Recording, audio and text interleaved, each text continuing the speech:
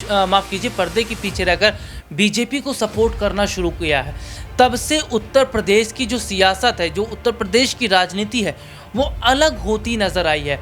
और देखिए यहाँ पर अगर वो वोट काटने वाली पार्टी बन गई है, इसका नुकसान किसको होता है? समाजवादी पार्टी को होता है। तो कहीं ना कहीं जो बसपा का वोटर है वो अब बदला है।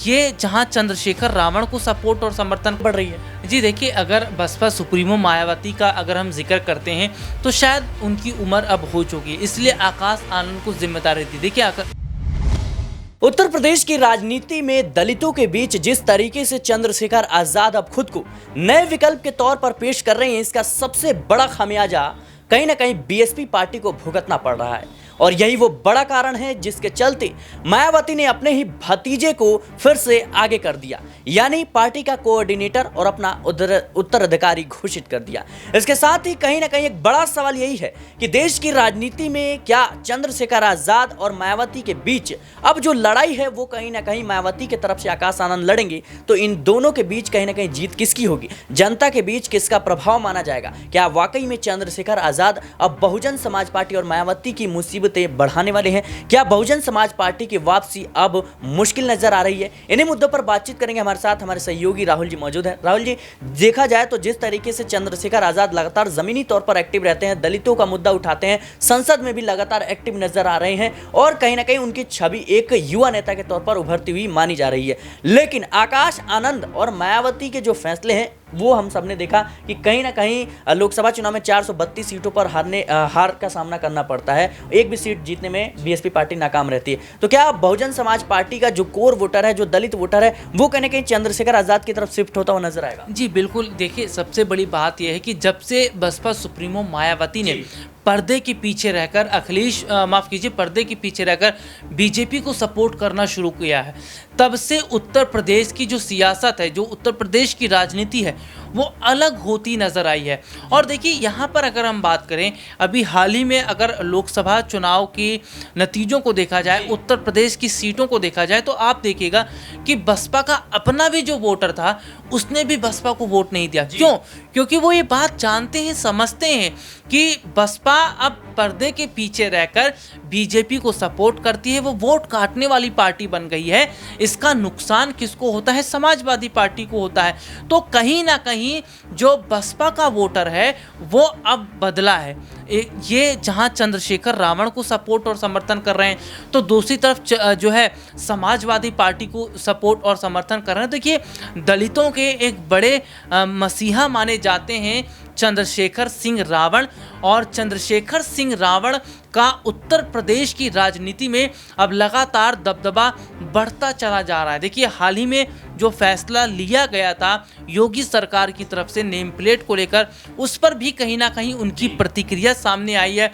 और अपने दर्शकों को हम ये भी बताना चाहेंगे कि चंद्रशेखर आजाद रावण अब समाजवादी पार्टी के लिए जो है मुश्किलें खड़ी कर सकते हैं, क्योंकि वो भी अब कहीं ना कहीं अगर पार्टी में बड़े चेहरे हैं, सांसद बन गए हैं, अगर अपने उम्मीदवारों को उतारते हैं तो वोट तो यहाँ पर बटेंगे, वोट कटने की भी उम्मीद है। वोट बटता है तो इसका नुकसान समाजवादी पार्टी को होगा।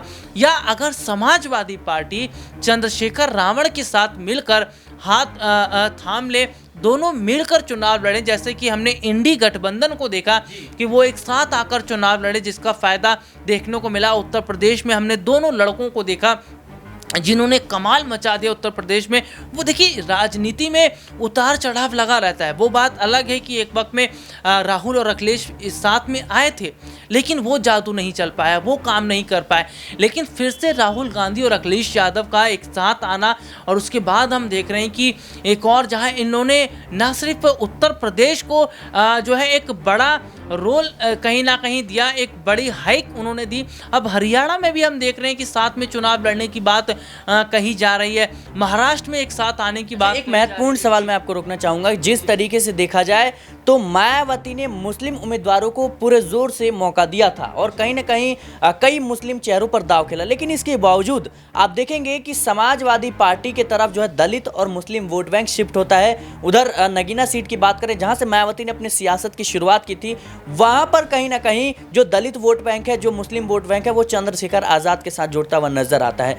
तो अब मायावती किस रणनीति के तहत कहीं ना कहीं अपने जो कोर वोटर है उनको वापसी करा पाएंगी, कौन से फैसले हैं जिसको लेना काफी अहम माना जा रहा है, क्योंकि चंद्रशेखर आजाद लगातार दलितों के बीच जो है अपने सियासी रसूख को बढ़ाते हुए नजर आ रहे हैं। उनकी भीम आर्मी जमीनी तौर पर एक्टिव नजर आ रही है, तो कहीं ना कहीं बीएसपी पार्टी की तो मुश्किलें बढ़ रही है। जी देखिए, अगर बसपा सुप्रीमो मायावती का अगर हम जिक्र करते हैं तो शायद उनकी उम्र अब हो चुकी है, इसलिए आकाश आनंद को जिम्मेदारी दी। देखिए अब ऐसे पहली बार नहीं कि अभी जिम्मेदारी दी गई, इससे पहले भी जिम्मेदारी आकाश आनंद को लेकर दी गई थी, लेकिन वो बीजेपी के खिलाफ जिस तरीके की बयानबाजी कर रहे थे, जिस तरीके से बीजेपी को घेर रहे थे, उसके बाद जिम्मेदारी खुद मायावती अपने हाथ में ले लेती है। लेकिन अब आकाश आनंद को जिम्मेदारी दी। देखिए अब वोटर को अपनी तरफ लाना, वोटर के साथ जुड़ना, किस उम्मीदवार को कहां पर खड़ा करना, ये आकाश आनंद को तय करना पड़ेगा। और बसपा सुप्रीमो मायावती को केवल और केवल अब प्रचार प्रसार करना पड़ेगा, क्योंकि आप कांग्रेस पार्टी में देख लीजिए कि जो तमाम नीतियां रणनीतियां हैं वो अब राहुल गांधी, मल्लिकार्जुन खड़गे, प्रियंका गांधी ये लोग बनाते हैं। सोनिया गांधी कहाँ इतना एक्टिव रहती हैं या वो कहाँ इतना रैलियां कर पाती हैं।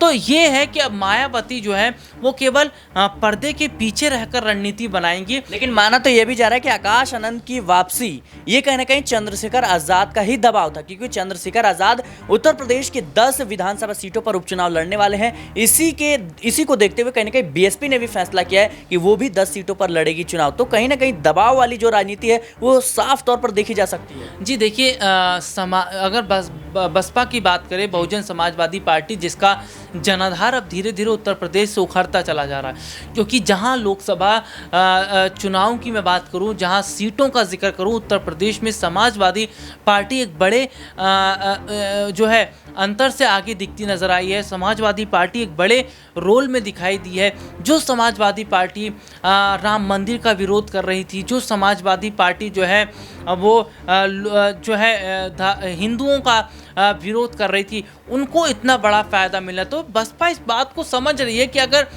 जल्दी कदम नहीं उठाए गए या आकाश, देखिए अब युवाओं का ज़माना है, क्योंकि धीरे धीरे अब हम देख रहे हैं कि युवाओं को जिम्मेदारियां दी जानी शुरू हो गई। जैसे हम बात करते हैं पश्चिम बंगाल में ममता बनर्जी जो है अपने भतीजे अभिषेक बनर्जी को जो है जिम्मेदारियां अब दे रही हैं, उन्हें सिखा रही हैं कैसे राजनीति के दांव पेच लड़े जाते हैं। ठीक ऐसे ही उत्तर प्रदेश में मायावती जो है आकाश आनंद को जिम्मेदारी दे रही हैं। और देखिए अभी हाल ही में लालू यादव ने तेजस्वी यादव को, सोनिया गांधी ने राहुल गांधी को। बिल्कुल बिल्कुल। और अभी आप देख लीजिए कि उत्तर प्रदेश में हमने देखा कि जब समाजवादी पार्टी जो है अपने उम्मीदवारों को उतार चुकी थी, प्रचार प्रसार कर रही थी, उसमें डिम्पल यादव की बच्चियां भी मौजूद थी, वो भी प्रचार प्रसार करने में लगी थी। तो ये देखा जा रहा है कि उन्हें भी धीरे धीरे तैयार किया जा रहा है। मध्य प्रदेश में ज्योतिरादित्य सिंधिया के जो बेटे हैं उनको जो है वो कहीं ना कहीं प्रचार प्रसार करते नजर आए। तो ये चीज़ें देखा जा रहा है कि युवाओं को एक अहम सवाल कि आकाश आनंद क्या बीएसपी पार्टी का जनाधार लौटा पाएंगे? देखिए ये कह पाना बहुत मुश्किल है, क्योंकि जब तक मायावती संभाल रही थी उन्हें पता था दांव पेच क्या होता है। देखिए राजनीति करना इतना आसान नहीं है।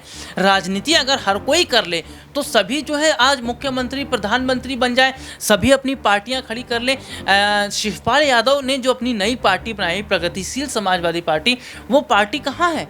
खत्म हो चुकी है, पार्टी बंद हो चुकी है। देखिए पार्टी को खड़ा करना, बनाना, वोटर को अपने साथ जोड़ना, कहाँ से किसको उतारना, ये सब इतनी आसानी से नहीं सीखा जाता है। ये एक बहुत गुण होता है महत्वपूर्ण। ये सीखते सीखते उम्र बीत जाती है और उम्र बीत गई। तो आकाश आनंद के लिए चुनौती है चंद्रशेखर आजाद? बिल्कुल, देखिए चुनौती ज़रूर है। चुनौती जहां समाजवादी पार्टी के लिए चंद्रशेखर रावण चुनौती है, तो आकाश के लिए चुनौती चंद्रशेखर रहेंगे।